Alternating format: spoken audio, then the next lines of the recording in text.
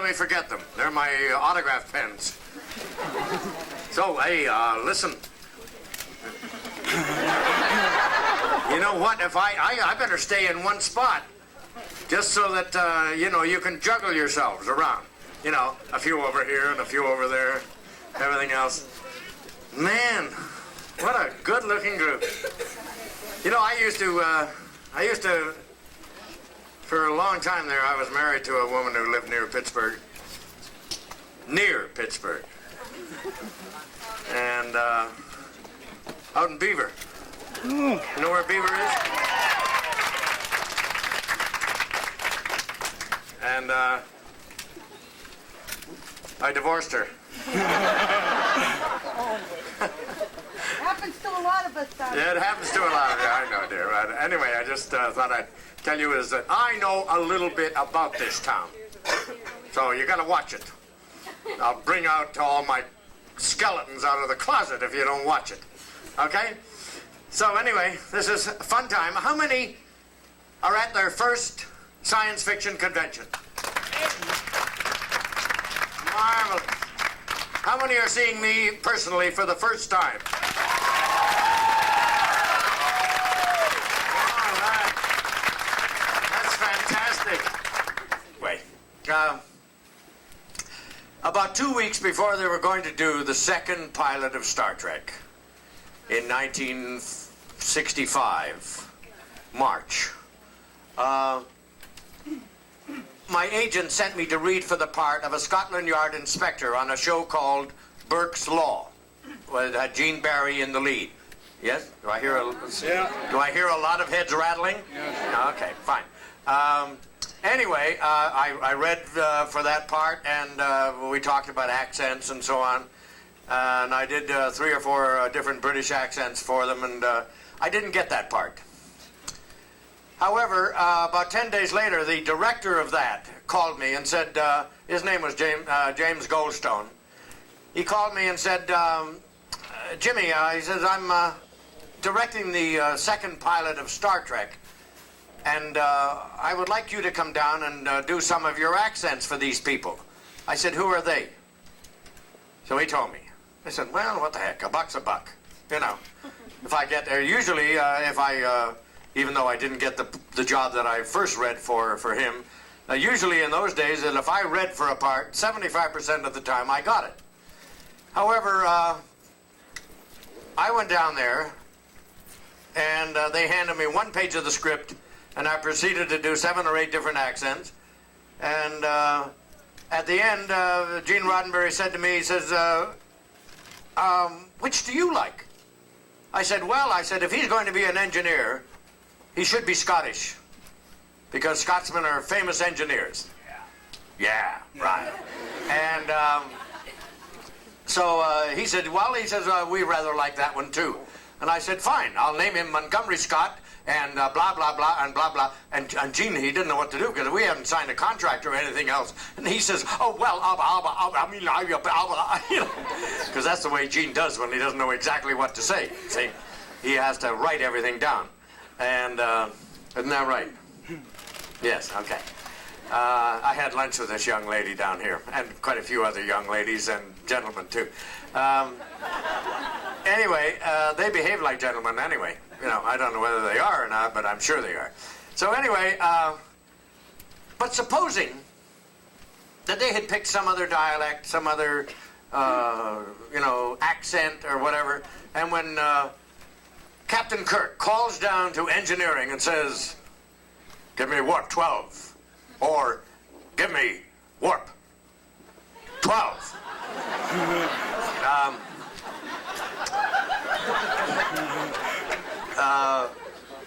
And instead of hearing the familiar, but Captain, my engines just can't take that. Instead of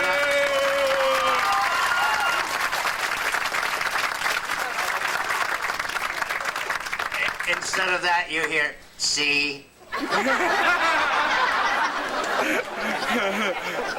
Or you hear, oy vey, what is this warp 12 business? You know? Or we hear, now listen here, Captain. I don't know whether I can tell you. I can stroke the dilithium crystals a little bit. See if I can give you a warp 12. It may out to be 10 1/4. Or 10 3/8 maybe. I might be able to get that. Oh, okay. Oh, we have. Now listen here, Captain. I told you many times before I don't like to go above that warp 8.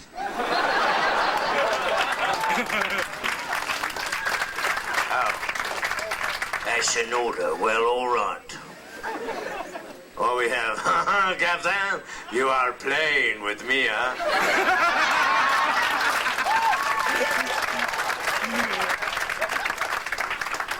And also, I noticed that on the last planet you did not get the girl. You should have come to Lucky Pierre. Oh, we have. You be young Kirk, eh? Well, sir, I'll see you hanging from the highest yardarm in Starfleet afore I'll give you a warp 12. Oh, we can have, yeah, Captain. Oh, we can have, well, I don't know, Captain. Oh, we have, whatever you say, sweetie. My favorite, though, would be Reggie. And he would answer the captain something like this. I'm terribly sorry, sir, but I can't seem to get the little buggers to move any faster.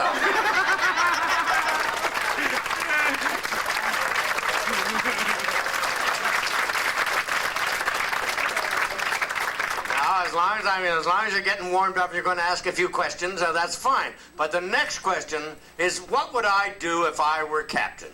The first thing I would do. Okay, what would I do if I were captain? Right. Don't knock me over with it. The first thing I would do if I were captain would be to limit Ensign Kirk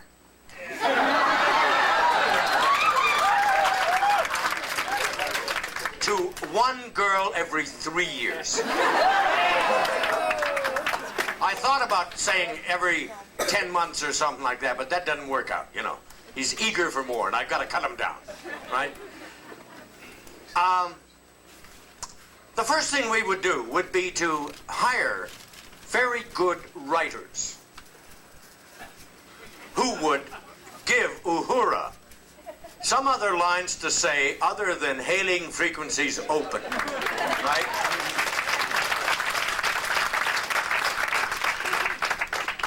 Because she's a gorgeous girl, and wait till you see her new figure in the new movie.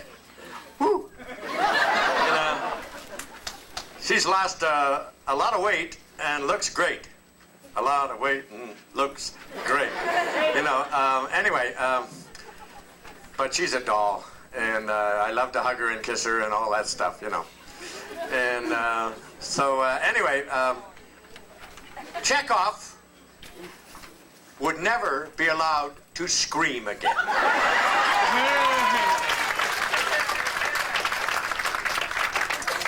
Sulu would never be allowed to carry arms. I tell you, you don't know George like I know him.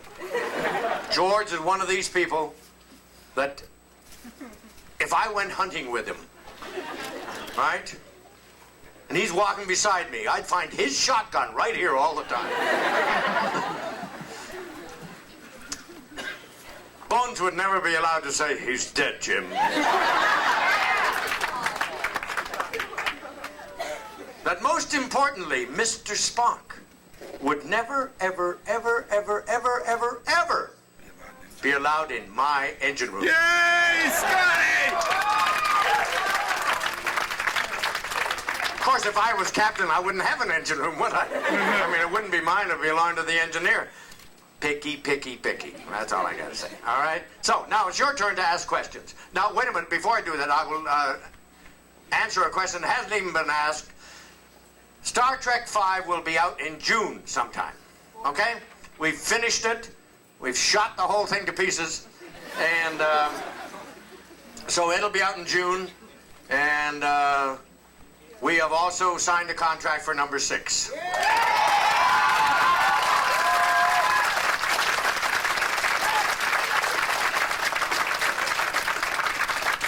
producer, Harv Bennett, and what's his name? They have signed for 5, 6, and 7. So I mean, let's face it, you know. I mean, they gotta be guaranteed a 7. So that means, well, I'll be about 95 by the time they finish it, you know. And then people will say, "Beam me up, Scotty," and I'll say, "Who the hell are you?" So anyway, so let's have some fun. Give me a question. Yes, sir. Way in the back there.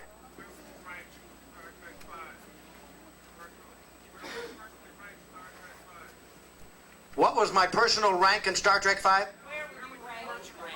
How would I rank it? To tell you the honest truth, I really, I can't rank this one. I really don't know. You know, it's kind of strange. And as Leonard Nimoy said when he was asked by the New York Times the difference between his directing and Bill Shatner's directing, Leonard said, he says, well, we're doing an awful lot of running and a lot of shouting. You know? No, I think it's, Bill intends to have this a very much an action motion picture, and let's hope it comes off. You know, I really hope so, because I think it's very important that the fans are highly entertained by any Star Trek movie. Okay? Yes, sir. And then back over here. Yeah. Well, I want to know, what's your favorite series? What is my favorite show or series? Series on Star Trek. What's your favorite episode? Oh, my favorite episode. Oh, well, that's different. You know, my favorite series definitely was Star Trek. And my favorite episode on Star Trek was The Doomsday Machine. Because as far as this engineer is concerned, it was couched in, written in more scientific terms. And to me, I like things that have something to do with science. You know, all right? Now over here, and then you, and then you. Yes. Did I enjoy filming Star Trek 5? Yes. You know what? You know what? I just like working. You know? And if I am working, that means I'm having fun. Because I enjoy what I do, and I always have. I've been an actor over 40-something years now. And, hey, I love to work. And I think everybody should love their work. If you don't, your turn next. Quite often in Star Trek, there are things that are introduced at a very important time that then aren't used again later on. It's not part of the Federation. For example, the Romulan cloaking device taken from the Romulans. The Romulan cloaking device you think is not used anymore? It's not used by the Federation. Why doesn't the Federation use that with a transport drive? Why doesn't what are you talking about? The Klingons first stole the cloaking device from the Romulans, and we found out how the Klingons did it, so we do it now. We cloak. Don't you know that we cloak? Where have you been? Now, what do we call it now? I've forgotten. Well, they got shields and they got... Shields, the shields, yeah, that, you know, well, no, that's, the shields is a different thing. Cloaking is another thing. But we do it. Transwarp 5, I think Harv Bennett has forgotten about it. Okay? So, let's leave Harv alone and, you know, that's fine. Yes, sir? Is there any possibility of you following in DeForest Kelley's footsteps doing a cameo on The Next Generation?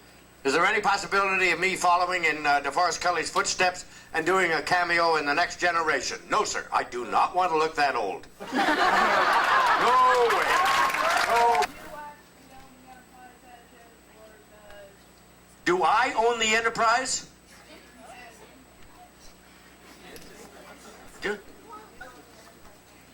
Do I own the Enterprise engines? No, that belongs to the Federation, laddie. Very much, you know, I'd love to be able to rent it to them. They'd be able to make it their next start. Uh-oh. Aha!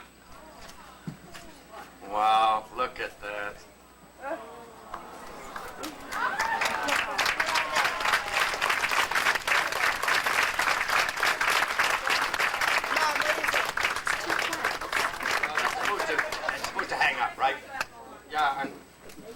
lost another one. Okay, that's good. How's that?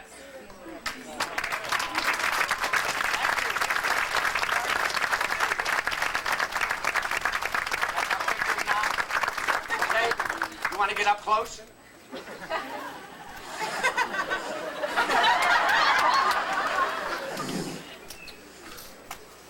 Thank you. You want to take it?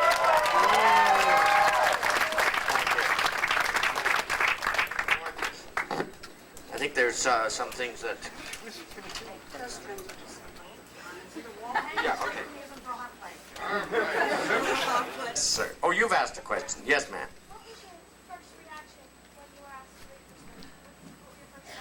What was my first reaction when I was asked to read for Star Trek was, hey, I hope I get the job. You know, I mean, what the heck? How did I hadn't even read the script. They handed me one page, dear.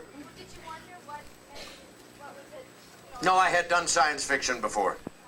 Oh yeah, I did a lot of science fiction before Star Trek ever came along. Okay. As a matter of fact, I did. As a matter of fact, it was in Kansas City, 7 or 8 years ago, and a crowd about this size and way off in the back. This man said to me, he says, "Did you ever do?" This talking about live television days, you know. He says, "Did you ever do Tales of Tomorrow?" And I said, "No." He says, "With Lee J. Cobb?" I said, "Yes." I'd forgotten all about it. I did 2 Tales of Tomorrow, which were the kind of shows that were on at the time when Rod Serling, Twilight Zone, was going to Ithaca at Cornell. And I swear that that's where he got his ideas of the Twilight Zone. It's possible, you know. Yes, sir.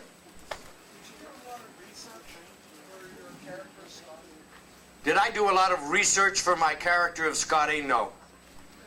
Scientifically, I had already done the research long before, because when the writers found out that James Doohan read technical journals, then they put it into Scotty's character, right? I knew more than the science advisor on the show. So you know, it wasn't a question of research, and I don't really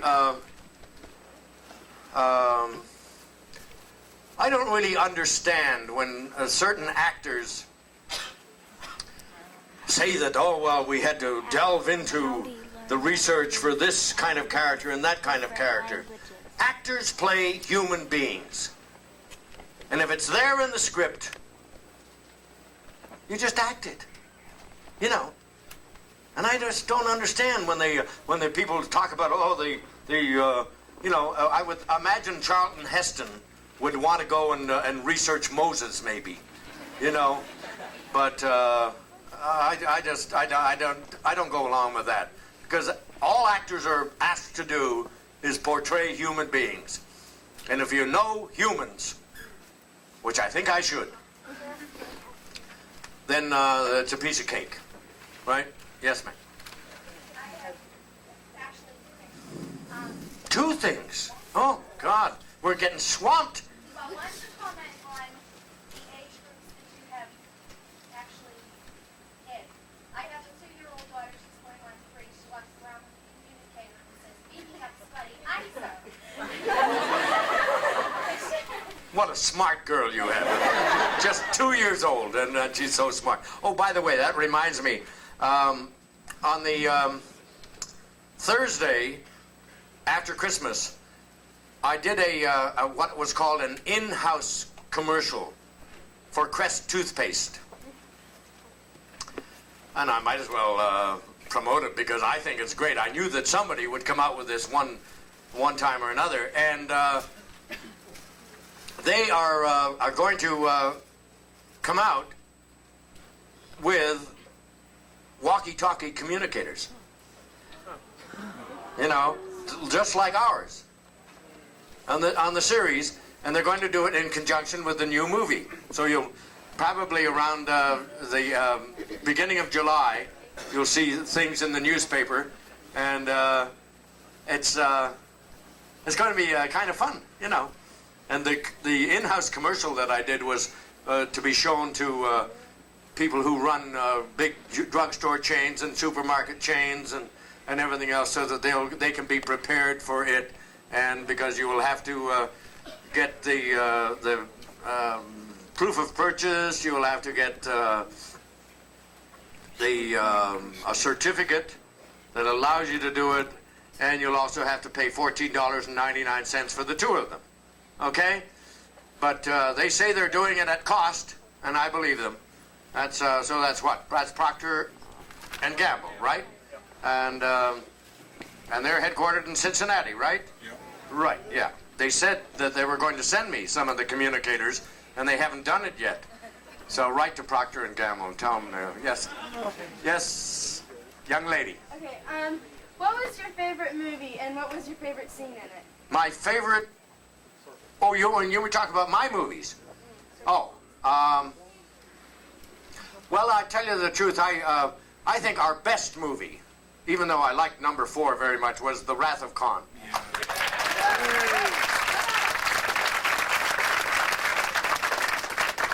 And I liked the ABC version of the sick bay. Okay, and that. Yes, sir. What do you think of the next generation, and what does Mr. Scott think of having a lieutenant junior grade in the engineering? Well, no, I think the next generation is doing a pretty good job. You know, I think that as long as they produce good science fiction, that they're going to be watched.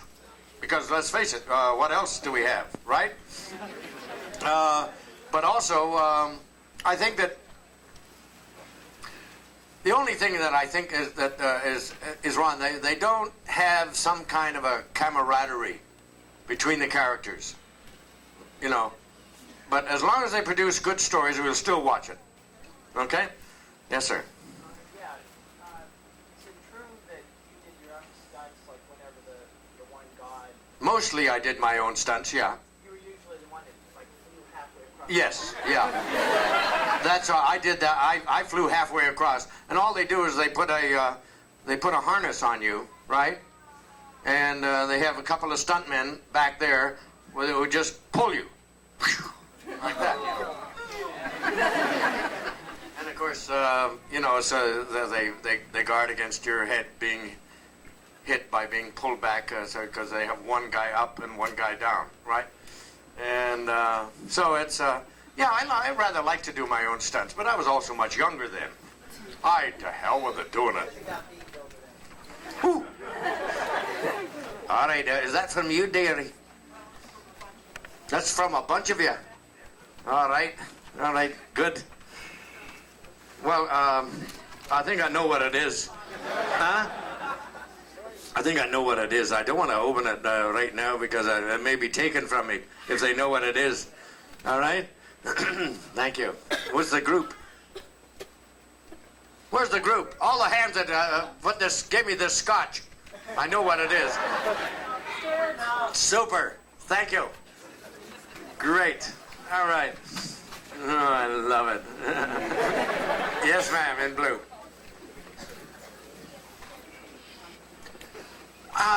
Is it true that nobody ever said, beam me up, Scotty, on the air? To tell you the honest truth, dear, I haven't examined all 79 episodes to check, right? If somebody says it, maybe it's right. I don't know, but who cares, right? I certainly don't care.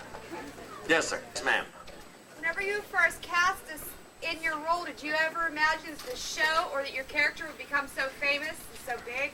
When I first thought about Star Trek and being cast in that, was, did I ever think that it would become as famous as this? No, dear. There's no way you can possibly. As a matter of fact, even when we started doing the very first conventions, you know, way back when Gene Roddenberry did a one with his wife, Majel, in New York at the, what the hell's the name of the hotel? Begins with C. The Commodore. I think it was the Commodore, yeah. Anyway, when they expected, the people who organized it expected 300 people. And they thought that was a lot. 3,000 came. You know, I mean, that's an awful lot of people. And what, 8 years later, something like that, at the Conrad Hilton in New York City, 32,000 came. So, I mean, there's no way that we knew that this was going to happen, but we also thought that in time, it would fade away. Well, look at it. You look at the number that are here for their very first time. And I've asked this question for 2 years, and every time I get 75% of the hands go up, people at their first conventions.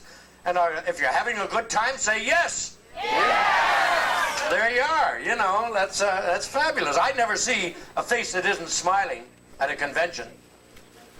Yes, sir. You mean my straight favorite TV show? The Cosby Show and Cheers.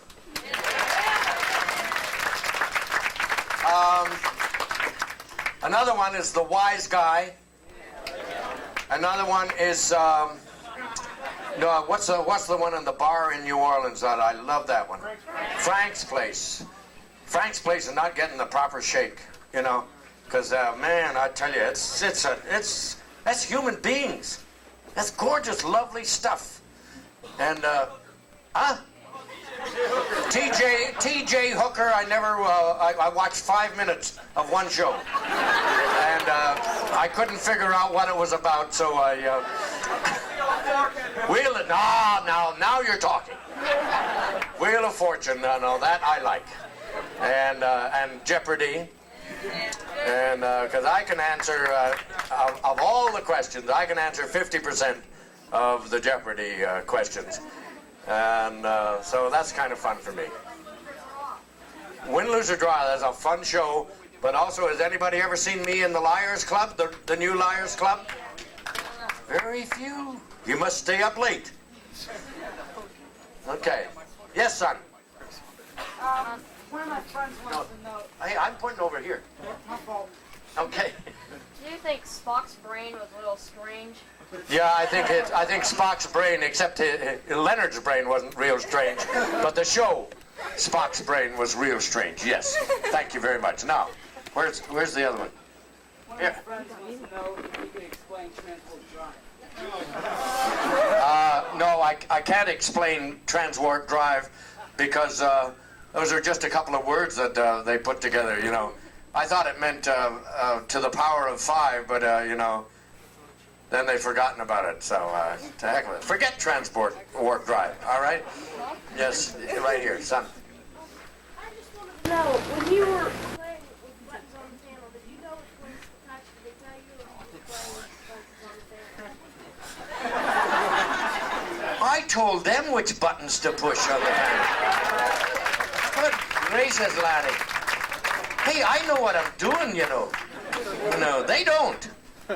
I had to tell the directors which buttons to push. Yes, ma'am.